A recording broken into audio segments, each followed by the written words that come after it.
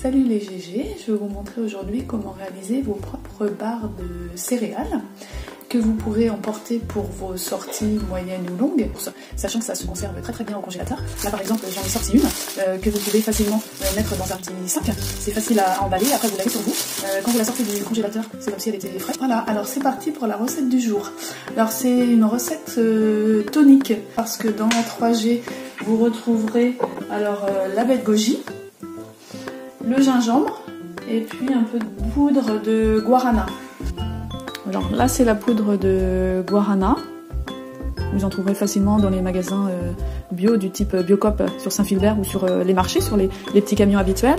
Là c'est la baie de goji pour ceux qui connaissent pas, le gingembre bien sûr, et puis le miel si possible, du miel. Moi je connais un bon fournisseur et pas du miel importé de je ne sais où, de l'huile d'olive, les petits raisins secs, et puis un moule type silicone avec des petites cases. C'est toujours plus facile après à démouler pour garder la forme d'une barre de céréales. Vous allez mixer d'abord les raisins secs et puis assez grossièrement, et puis les réserver, et puis mixer aussi finement le gingembre si vous avez du gingembre frais. Vous avez donc mélangé votre gingembre haché finement et puis les raisins assez grossièrement pour les retrouver lorsque vous les mangez. Vous rajoutez les flocons de sarrasin. Vous rajoutez aussi la poudre de guarana, donc 2 grammes, ça fait une petite cuillère à soupe. Et puis là, vous allez ajouter votre zeste de citron bio. Une fois que vous avez mélangé tous vos ingrédients, rajoutez les petites baies de goji.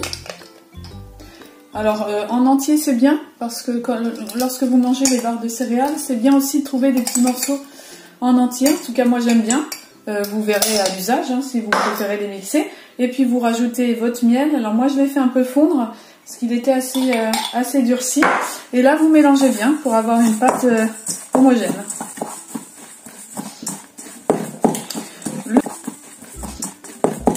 Le tour est joué lorsque vous avez mis tous vos ingrédients. Vous voyez, c'est assez simple.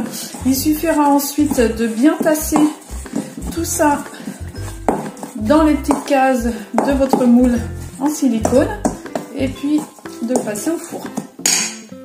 Vous allez prendre votre moule en silicone et puis vous allez mettre de l'huile d'olive pour pas que ça colle. Bien tasser dans les petites cases pour former vos petits.